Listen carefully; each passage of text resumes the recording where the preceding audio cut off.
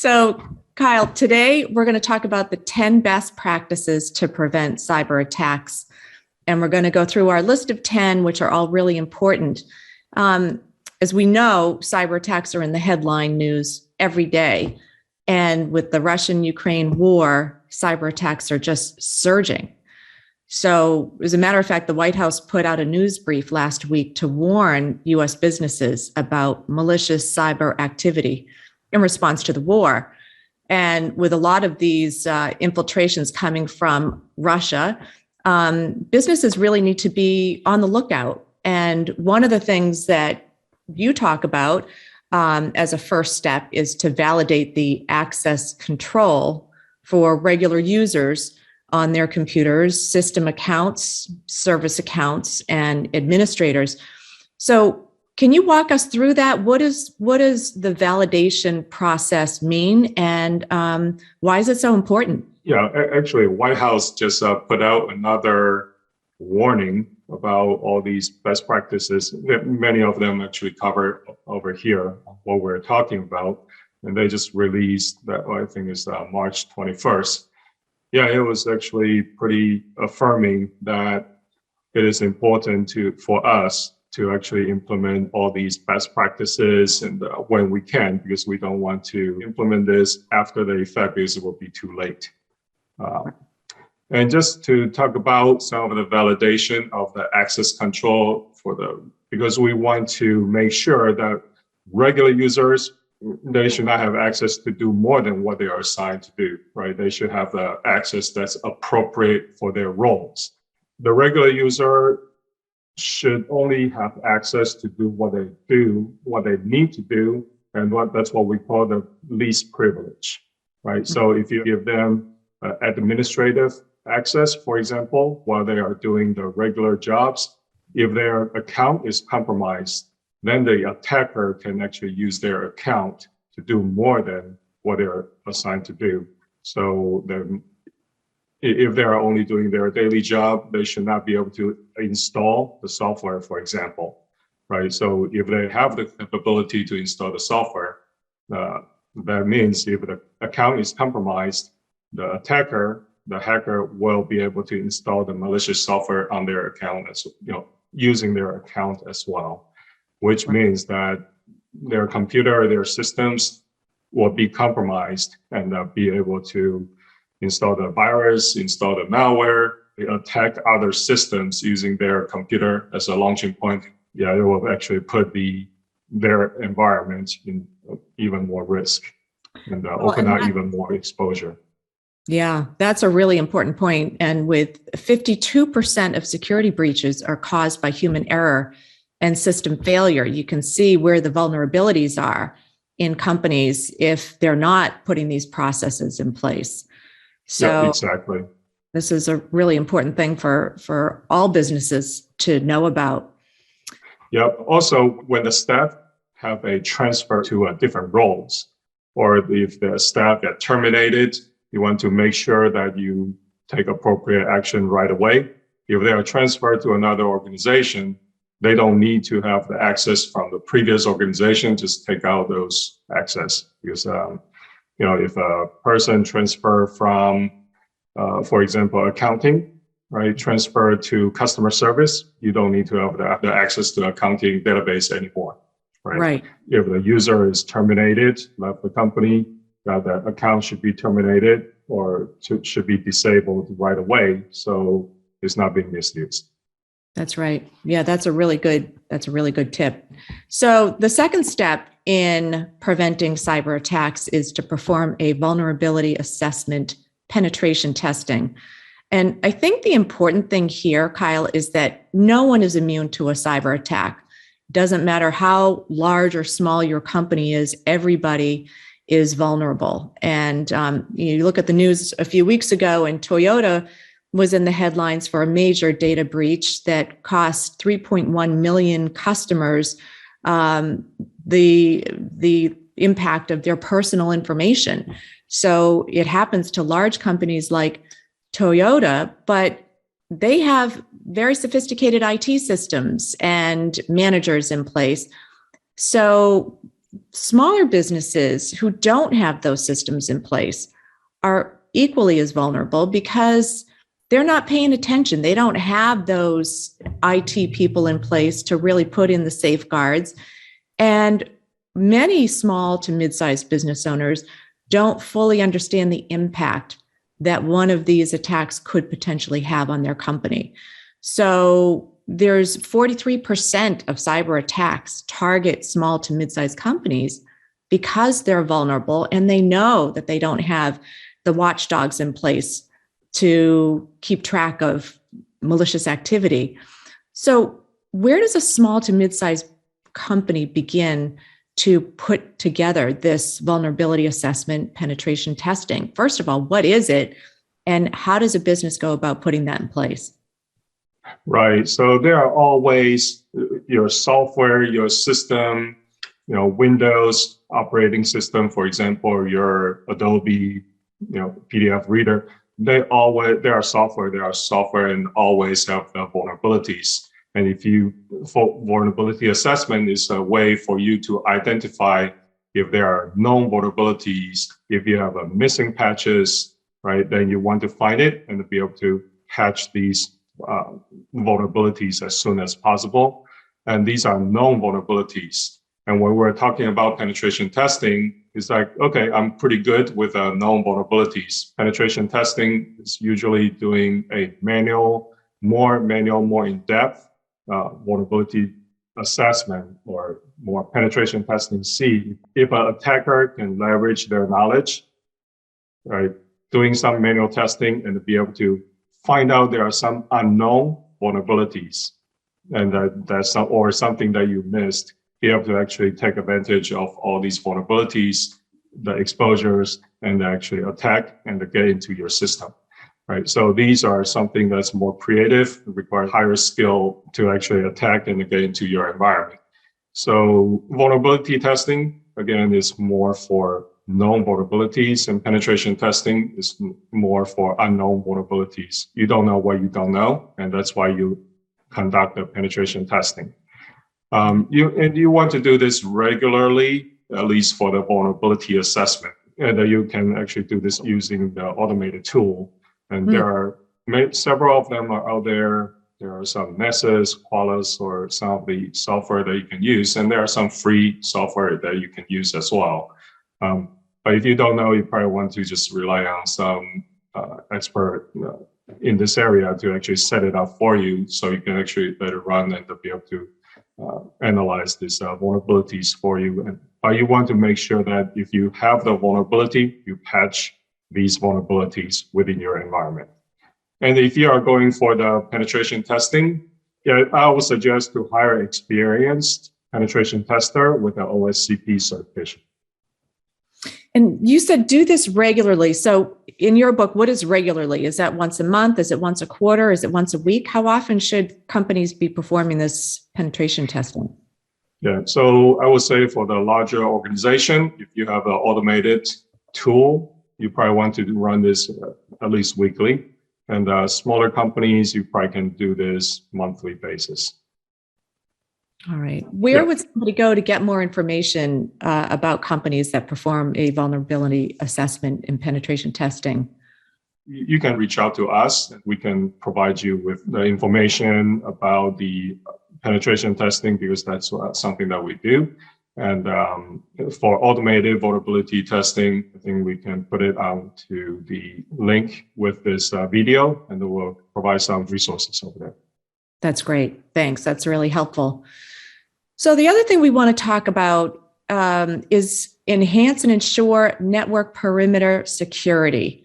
So this is something like locking the doors and windows of your house, right? And you do everything you can to protect your home. You install a security monitoring system. You set up cameras around your mailbox, your house, your doorways. And then if somebody breaks in, the police are notified, your security company is notified, and help is on the way. So with many organizations, they don't have these security monitoring systems in place to protect their network.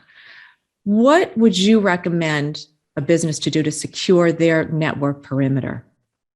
Right. So when we're talking about network parameters, we're talking about the firewalls, their VPN, the remote access, or something that expose maybe their website, web applications. So these are something that the company really have to make sure that these open attack vectors, what we call it, the exposures are secure, because otherwise and that's what the attackers are looking for.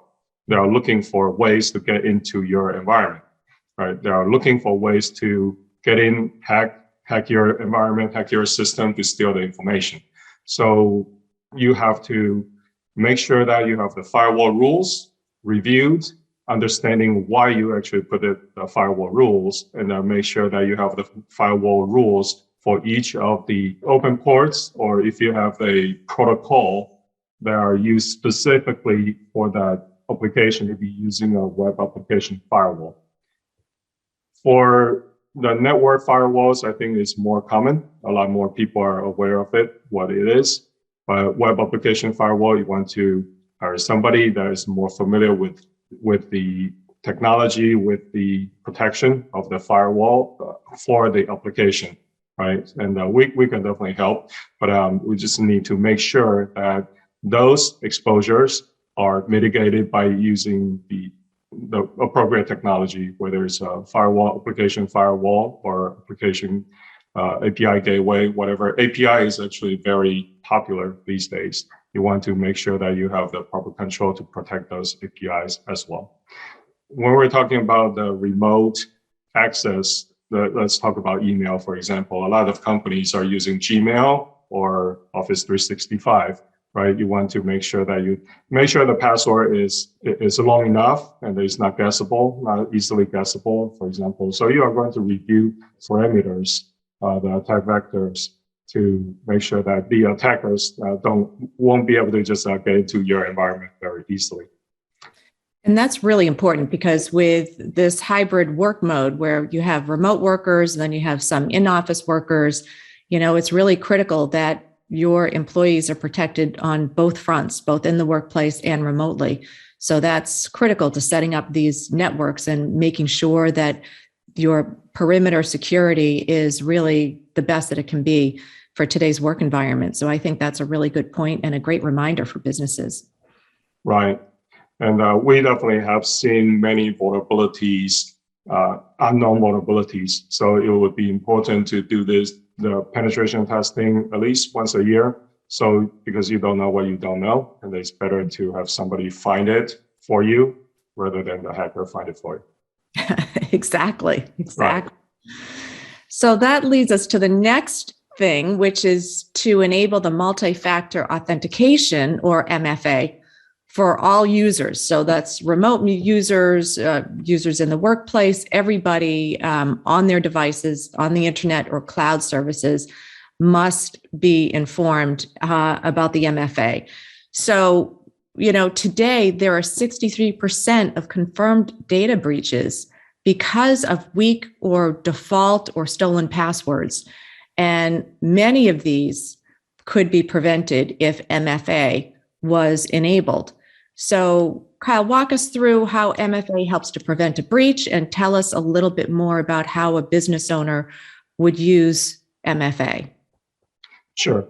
Yeah. So nowadays, like you said, there's a lot of stolen credentials, the ID passwords in the past 10, 15 years. So the attackers, they have a whole lot of database, billions of accounts they can actually try out. So for your organization, if you have people that reuse the passwords, then you're pretty vulnerable. You're very vulnerable. How MFA actually works is that you have something that you have, something that you know, and something that you are, right? So you want to have at least two of these type of factors. So if you have an ID and password, it's something you know. So you want to have a combination of something that you have, maybe your phone number, right? So I can actually send a test. You're probably familiar with this. A lot of people might be familiar with this. You will get a code, send it to your phone, because phone is something that you have, right? Or you can actually use a combination. If you use biometrics, using your fingerprint, your retina scan, or your facial recognition, right? So these are the second factor as well. So at least two, you can do for more. You have some, go for all three if you want. But the goal is to make sure that if the attacker have your stolen ID and password, they cannot just use them simply using them to actually get into your environment.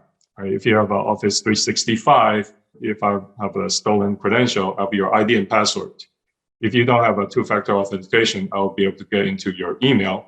And as you know, email is pretty much a lot of people are using email to reset the password. I can use the email to reset the password, and suddenly I'll be able to get into many other systems, right? So it could be pretty devastating if you have email get compromised. Yeah, so here's a real example, right? One of our clients actually have a Microsoft 365.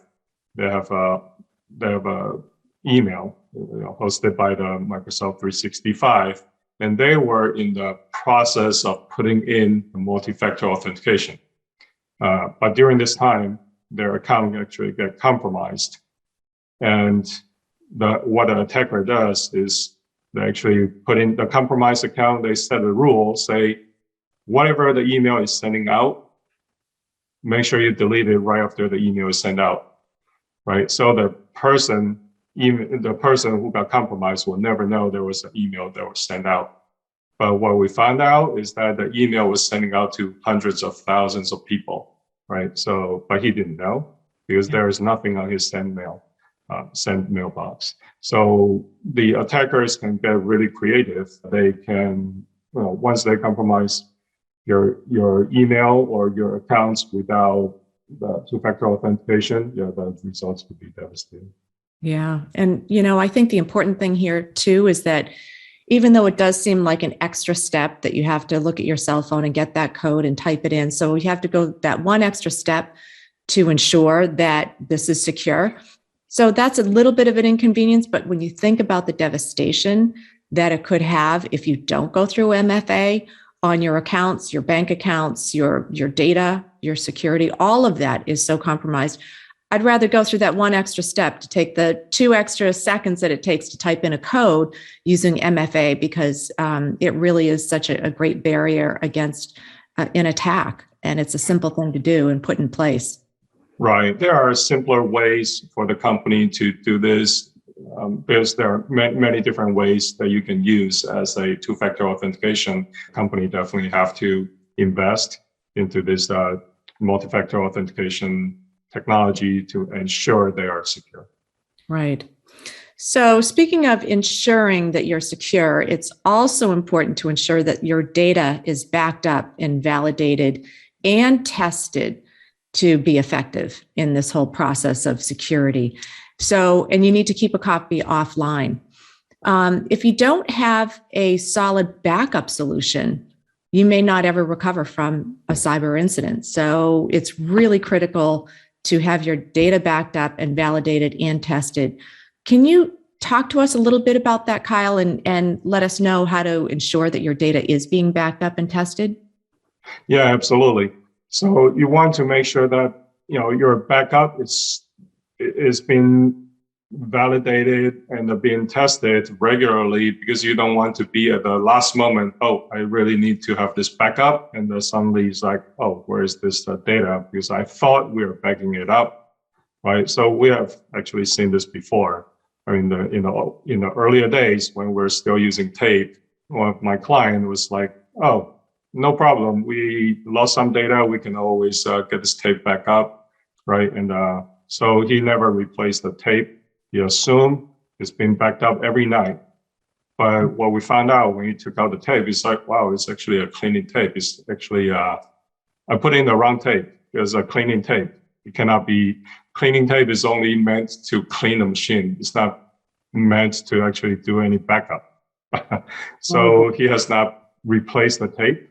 He has not checked the tape. So the tape has been there for 2 months. So he lost 2 months of data. So because data has not been backed up. So yeah, that's actually a hard lessons learned. But we have seen that backup, okay, we have the backup, no problem. But when you actually want to restore, it's like, oh, I don't have the decryption key. The backup is encrypted, which is good. but it's like, how do I decrypt it? I've never gone through the decryption. So I don't know how to do it.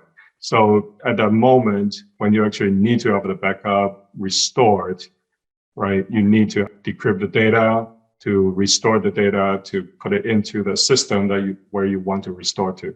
So if you don't have this process already laid out, the procedure is documented, and that is something that you can follow, or the critical decryption keys, you have to know where it is, right? Be able to actually test it regularly so you know all those keys that you have still works. Actually store in the offline just in case if you are compromised with a ransomware. Ransomware, the first thing they do is to look for all the files, right? If they are connected, if you have a, say, online backup drive, or like OneDrive or some of the online drive, they're connected to your computer, they'll be wiped out as well. So you want to keep a copy offline. Yeah, don't think that, hey, I have the backup, it's actually on my OneDrive, I can actually just restore it. It may be also be encrypted by the ransomware, and you will not be able to restore it. So if you have a offsite, offline backup, that'll be ideal. So if you have a write once, you can only write to a drive or write to a place you can write it, but you cannot delete it. That would be the best way to keep your backup.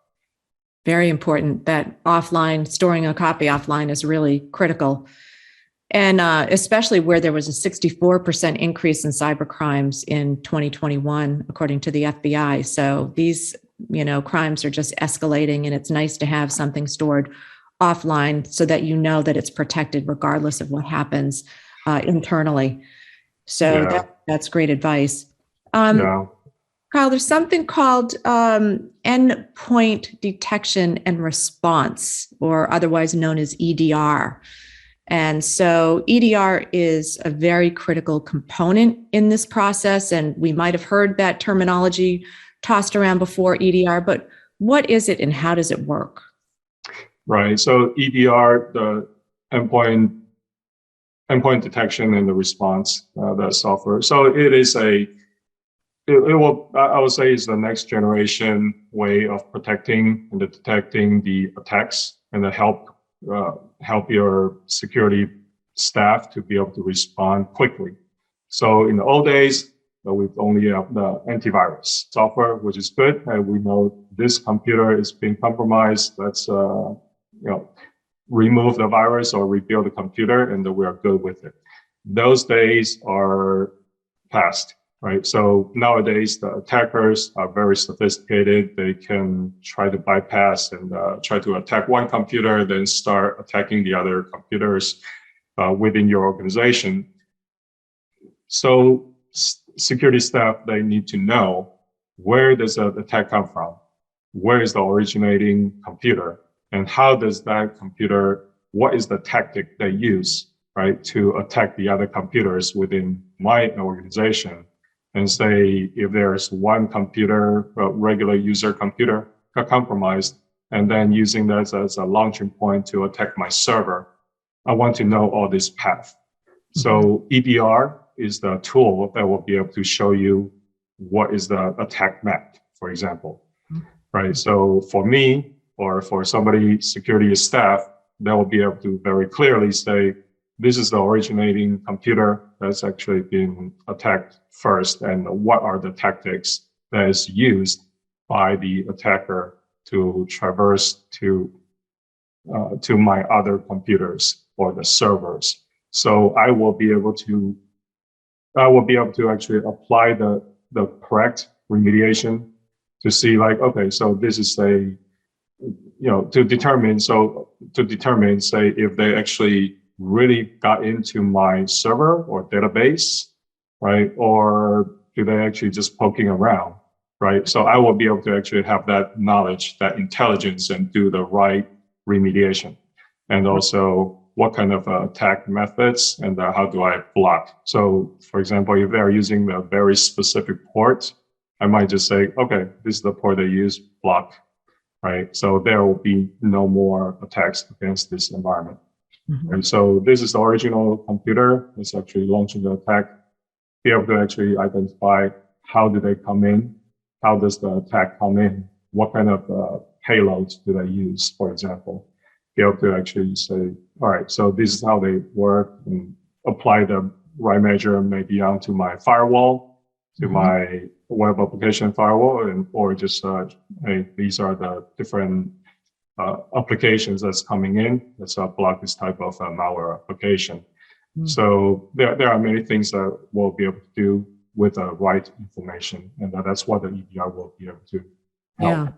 So Yeah, that's really interesting. I liken it to almost like an oncologist, So this is sort of cybersecurity, hygiene, and health. And in oncologists, if you have a cancer or a virus or something in your system, to really figure out where it started and what other parts it's infected, and how to then eradicate that. So, I liken this to almost like a surgeon going in to make sure that you have detected where it started, where it's gone, and how you can get rid of it to prevent it from coming back again and to stop it in its tracks.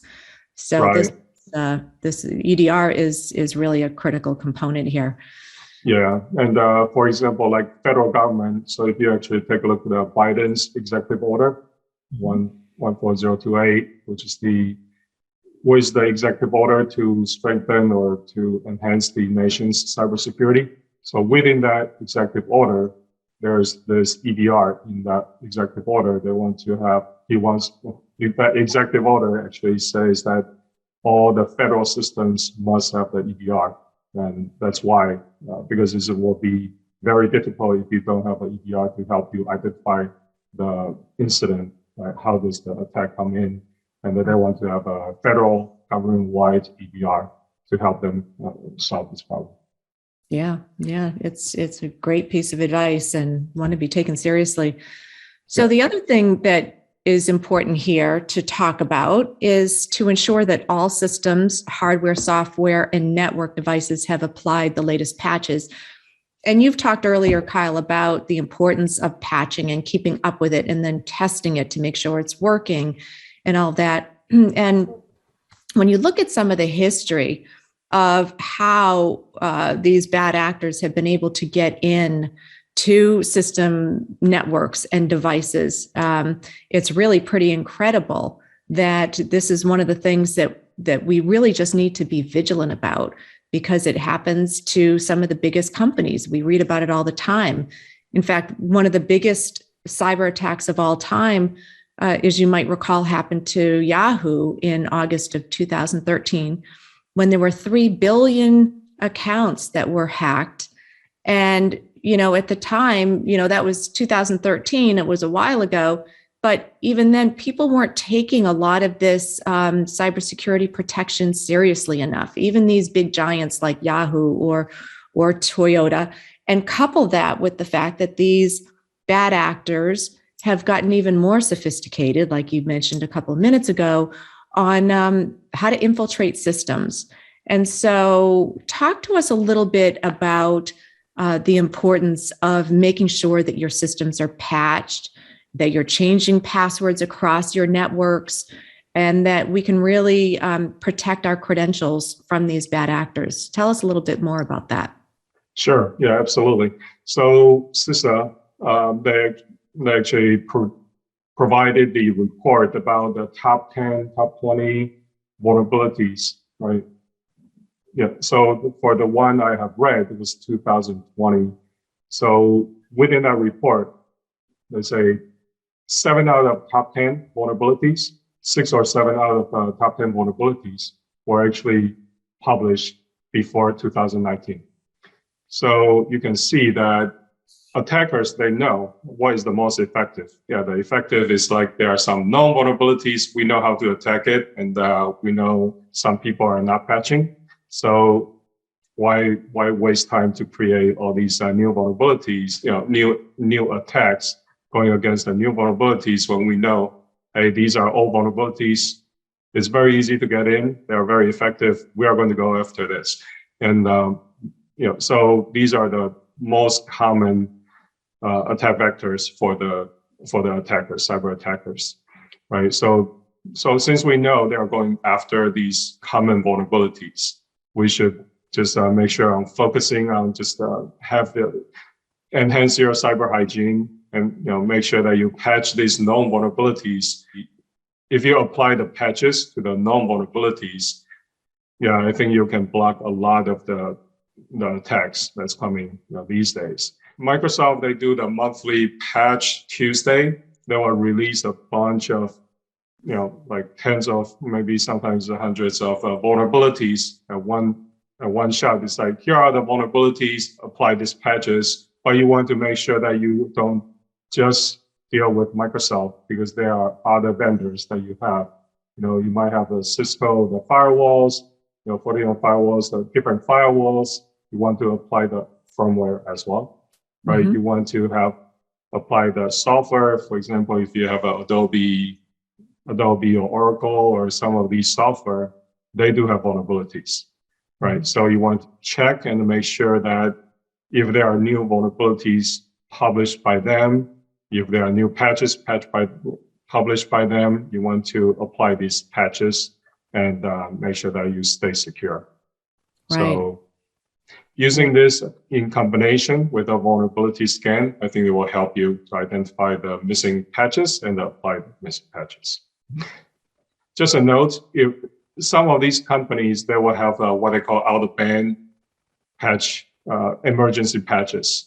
So if they found, hey, there are attackers taking advantage of this vulnerability, it might be out of sync with our regular Patch Tuesday, for Microsoft Patch Tuesday cycle, right? Well, their Patch Tuesday cycle may be 2 weeks away, but there is something that's under attack right now. Microsoft, they will release an emergency patch, right, outside of this regular cycle.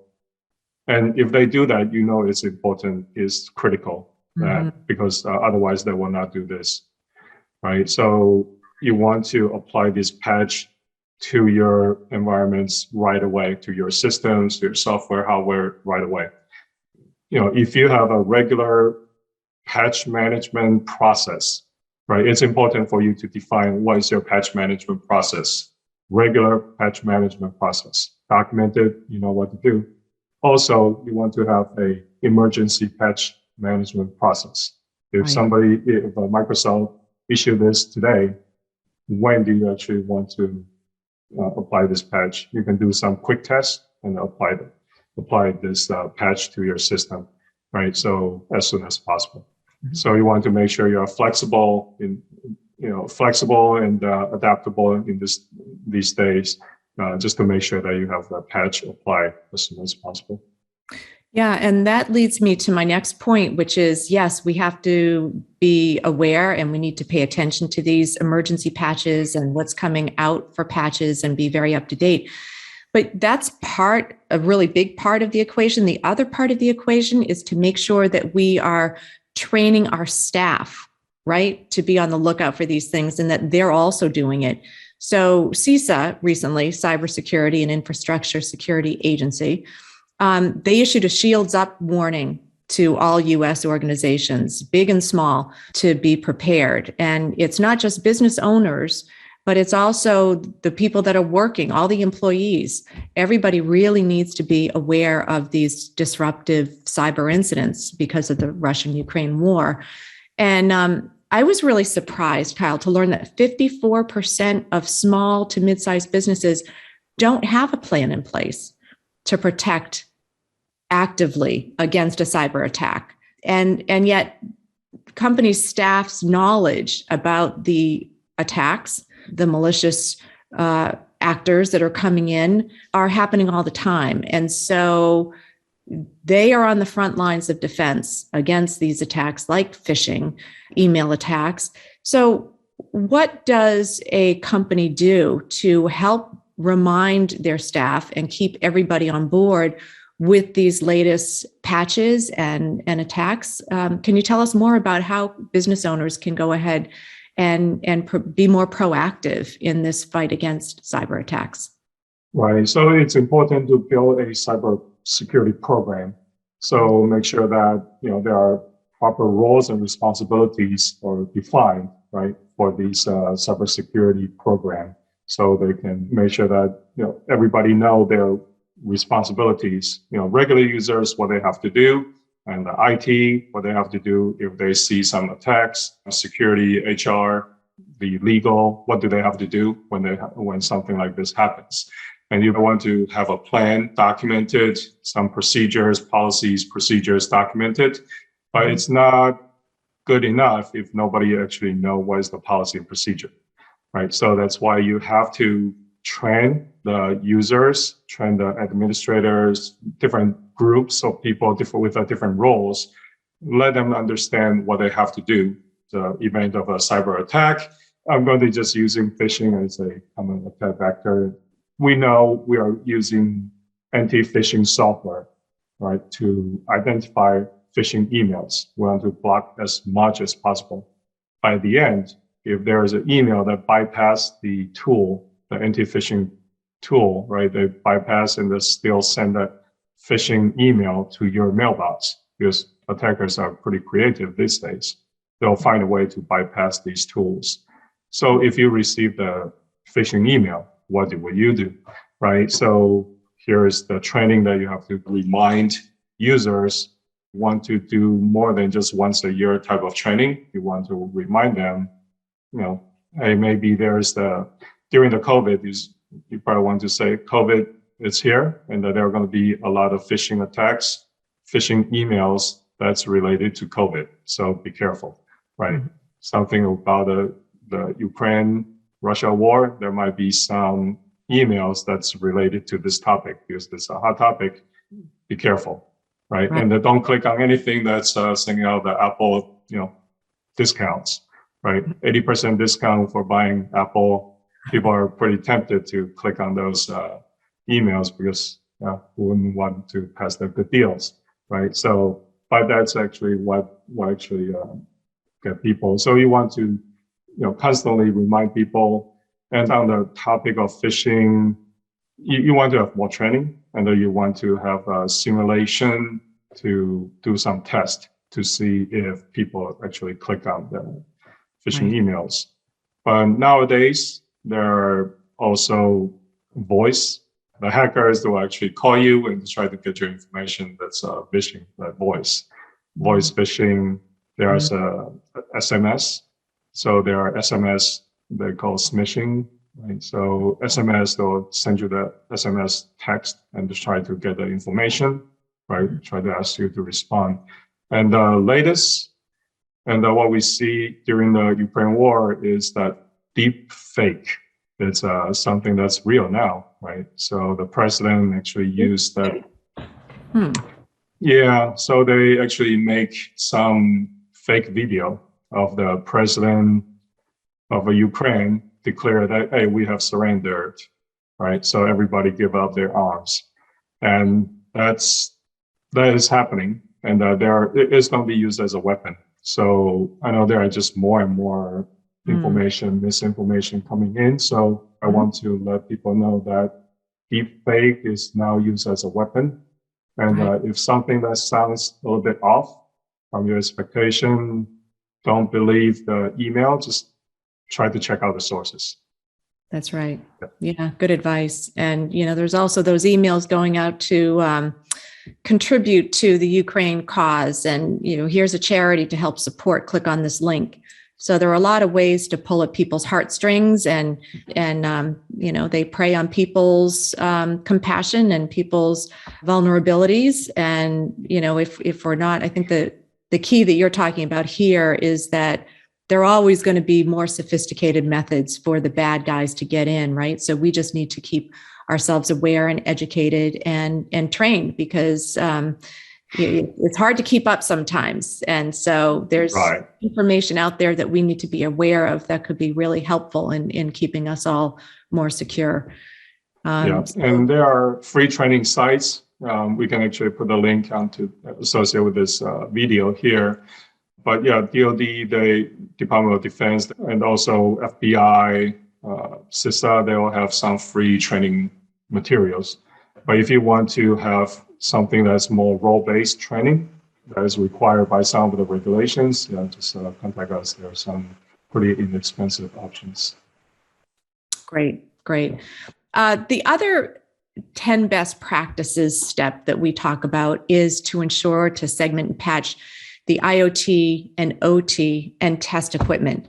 So many small to mid-sized businesses really don't have a full understanding about the data that's being transmitted and received. And there's an increasing number of testing equipment on your network. So what is the best way to manage these different types of equipment? IoT, there are Internet of Things. So there are more and more Internet of Things within your environments. For example, your TVs, right? So you might be connecting to the Wi-Fi because you want to download some streaming of some contents, right? Or you have OT machines there. If you are manufacturing, for example, you will have OT machines, your CNC machines that's used for producing parts, right? Or there are some equipments that for managing the machines that are producing parts. So that's all considered OT, the operational technologies. And test equipment, it could be oscilloscope or in the manufacturing, right? So testing the weights, testing the loads, right? So those are the test equipments. So these are the machines, basically the equipment I want to segregate because this might be your important machines. It's for production, right? You don't want to have somebody's email get compromised, then start attacking these production systems. So you want to separate them into a different virtual LAN or VLAN, or just block out put a firewall in between. So truly segregate the network, right? So one compromise from one network is not going to impact the other. So nowadays, for example, IoT, if you have a Samsung TV, right? And the TV will connect back to Samsung if you're on the internet, communicated with a Samsung network, right? So just in case, hypothetically, if Samsung actually got compromised, your TV might be compromised. And you don't want to have something that's from Samsung or their vendor attack your network through your TV, because that's very likely these days. So if that happens, right, if you actually segregate your IoT into a separate network, the impact is only on that IoT network. It's not going to start attacking the other networks, right away. So that's why we want to segregate and make sure we have control on these special equipments. I see. Yeah, that's really important. Even as you say, for a homeowner, with your Samsung TV, or we have these smart refrigerators now, or these security cameras around our houses, all of these things, it's really important to segregate out those pieces so that they can't infiltrate and get to our passwords and other personal data that we have stored on those. Yeah. And nowadays, I know Wi-Fi have the capability to have a guest network and your real network. So for home users, if you want to have your TV, toasters, coffee makers, whatever, those are considered IoT because they're on the TV's Echo, your Echo, Amazon Echo, or some of these smart assistant devices. These all consider Internet of Things, IoT. So you can put them into your guest Wi-Fi. So if there are attacks, only that section is being compromised. So it's not going to hit your internal computers, for example. That's great advice. So we talked a little bit earlier, Kyle, about the incident response plan. We talked about how you really need to have a plan in place. You need to make sure that your staff knows about it and your key stakeholders know about an incident response. Should you be attacked? Should there be some sort of a cybercrime committed? So tell us a little bit about the IRP, if you will, and what are the most effective ways to implement this plan? Sure. Yeah. So incident response plan, IRP, it's better for you to have this plan in place before the incident, because if you don't have a plan, an incident is going to be very stressful already. But if you don't have a plan when the incident occurs, it's going to be even more stressful because people are going to be running around like chicken with heads cut off. Nobody is going to understand what their roles should be in the event of an incident. And then when this incident comes, it's like, oh, so what do we do? Who do we have to call, right? Who do we have to talk to? You can see some companies during this incident, right? Some of these companies you hear, there's a big incident, but they don't talk to anyone. If they are not really, say, have a gag order by FBI, that means they don't really have a true incident response plan. And they could be 2 months later, then they reveal, say, yeah, we have an incident, but it's like 2 months later, right? And some of these are big companies, and they have some cascading effects because they are part of the supply chain, right? So you can see that some companies, they just don't have a good incident response plan. But you want to establish an incident response plan. When there are security events, you want to identify it, you want to be able to detect what's going on and be able to respond, remediate, right, to it, contain it. You want to contain it, and contain it means like there's one system actually got compromised. Let's get it offline or get it do something so it's not going to start attacking other computers. That's containment, right? And be able to actually, okay, once we contain it, then let's do remediation, right? To identify how do we actually fix this so it doesn't happen again. Then you can do the recovery. So, okay, what do we lost? Let's actually do the recovery and do a lessons learned. Say, okay, so this is something that's happened. Let's update our policy procedures to make sure this doesn't happen again. So you want to have this type of mindset put into your incident response plan, so you can prepare yourself for some incident like this. How does a company go ahead and put that in place? Like, would they go to a KLC consulting to have KLC put that plan in place for them? Because I would imagine that this is very comprehensive to put all the pieces in place and do it right so that you're really prepared and you have the confidence that should something happen, it's kind of like an insurance policy, if you will know how to handle it. What would you recommend a company to do? Right. So there are definitely policy or procedures or incident response plan templates out there. People can download it from different sources, but then they don't really have the experience to actually work with the incident.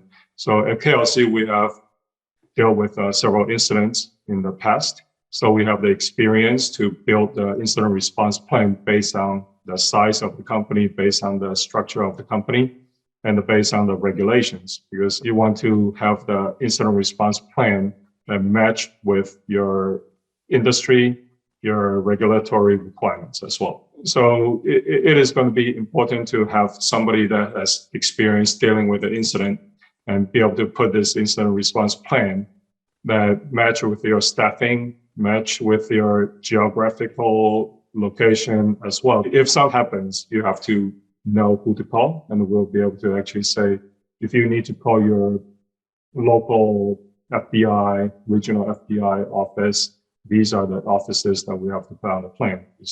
You have to know, right? And also, if there are some vendor, you want to actually check the vendor list, who do you have to call, right? To actually notify the vendors or your supply chains or your customers. All these have to plan out. Your customers might be government, right? Who do you actually have to call to actually notify? And the government, they just passed a new law. We know it's going to be finalized soon. But if there is an incident, if you're a government contractor, you have to notify the government within 72 hours of the discovery, right? DOD already have that enforcement. DHS, the TSA, right? Transportation Security Agency, you have to report within 12 hours of the incident if you're a pipeline company. And that's all results from the Colonial Pipeline incident. So that incident response plan is not only a nice to have, it's soon to become a requirement, a must have. Oh, absolutely. And then you want to test it as well. We always recommend tabletop exercise, right? Have all the key stakeholders be sitting in the same room, virtually or physically in the same call or same room, do a simulation of the incident, simulating ransomware attack at 7:05 a.m., right? two people got attacked. They don't know what's going on. They call the IT, reported that their screen seems to have this message saying the screen has been locked, the file being encrypted. So what do we do? Okay, so let's go. IT, right?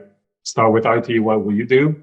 And IT might say, yeah, we're going to contact the security group, right? And then security group, okay, so what do you do? So let's just go through this exercise. Or to the CEO, then CEO have to be there. So CEO, they got the call. What does the CEO have to do? Is that going to be just informed? Or, security group, they have to contact the communication, the public PR person, right? Communication group to actually prep them with a message. What do you say to the public?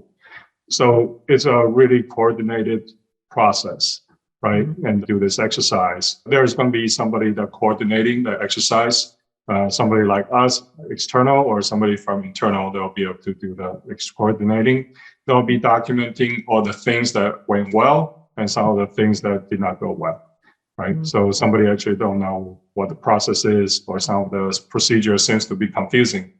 Then we'll actually update those type of procedures, and so make sure everything make it simple, make it clear for everyone, right? There's another thing that's important is communication. Okay, so if there's an event of an incident, you don't know what system are compromised. And if you are using Zoom, if we are using Zoom to actually do the communication, you don't know if the bad guys are listening in, right? So you cannot even use Zoom or anything or your phone system within your environment because you don't know if they are listening. If there's a big compromise, bad guys, they'll try to hear what you are going to do, right? So it's better to use the out-of-band communication, something like Signal app.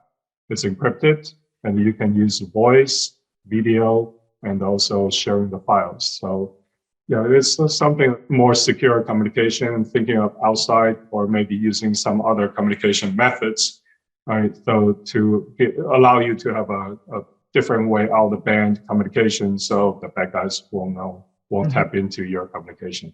So that's going to be important. Yeah, Kyle, that is really great advice.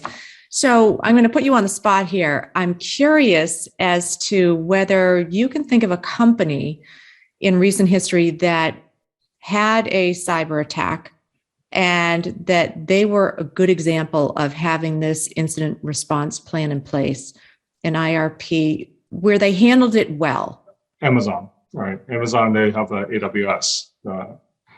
AWS, that's a cloud service providers. They do have some incident before or some server crash, entire cloud actually crashed. Some services actually just went offline. I would say they've been there, done that, right? And that there are some incident. You don't know what kind of incident they have, but they will actually do a very good in communication to let everybody know and put on their website, say, this is what happened on this time, this date, this is most likely what happened. They let everybody know, right? They give a time estimate, and if they are working on something, they will let you know. And so they have gone through declares to see if this is a small incident, say, oh, somebody just messed up and we're going to recover in like 20 minutes. Or this is more like a regional outage. There is some patch that actually been applied wrong, so it actually took up all the entire eastern region offline. This is going to be taking us so much time to fix it. Is there going to be something we identify this could be the problem? This is like a discovery. They'll actually let everybody know.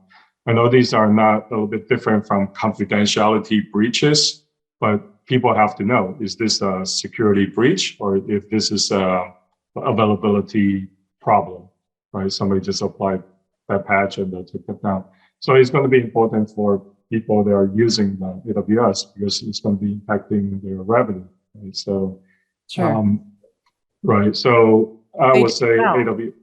Yeah, exactly. Right. So AWS, they let people know what is going on, and as long as they are working through the problem, they'll give an update and say these are something that we're working on. They actually do this several times already. Once they bring everything online, they're going to actually release the lessons learned. It's like, hey, these are a post-incident message to let everybody know this is what happened, this is what we have done, this is how we've actually prevented it from happening next time.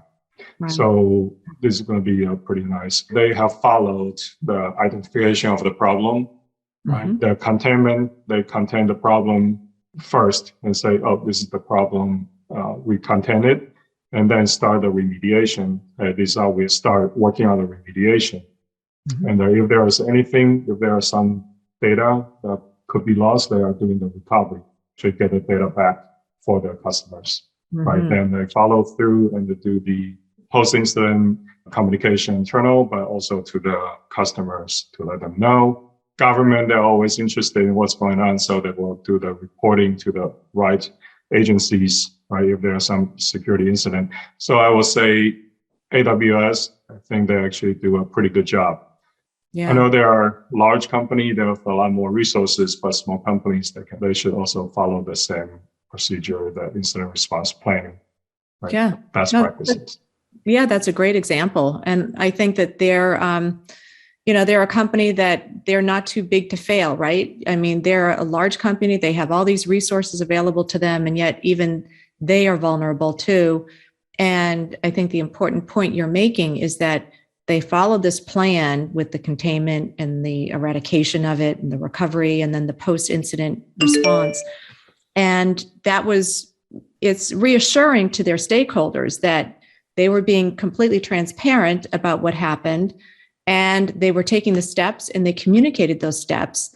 And that is something that is reassuring because, as we said earlier, everybody is vulnerable to an attack, and that they were being very proactive about handling it in a right way by putting this IRP in place is really the key. So that's a great example. So, just to wrap here, Kyle, cybersecurity, it's everywhere. It's really just one of these things that we're confronted with every single day. I read recently that Microsoft launched a cybersecurity skilling program to help cybersecurity talent in schools and colleges and nonprofits and in businesses, because that they know that cybersecurity is such a fertile ground for talent, to grow talent and to have people attracted to the cybersecurity space. In fact, they predicted that in 2025, 3.5 million cybersecurity jobs are going to open. So there is a huge opportunity in this space for us to not only learn and to implement these best practices, but to also work in the cybersecurity space, because it is such an important part of our world today, and it can't be overlooked. So I wanted to share that as well. So yeah, it's definitely important there's definitely a very big shortage, and we definitely see more people learning about cybersecurity, and it's actually a nice program for Microsoft and the other large companies to encourage people and help people to get into this industry, because it's actually an industry that needs a lot of help. Mm-hmm. So Kyle, don't quit your day job yet, okay? Just keep on going. We need you. Right.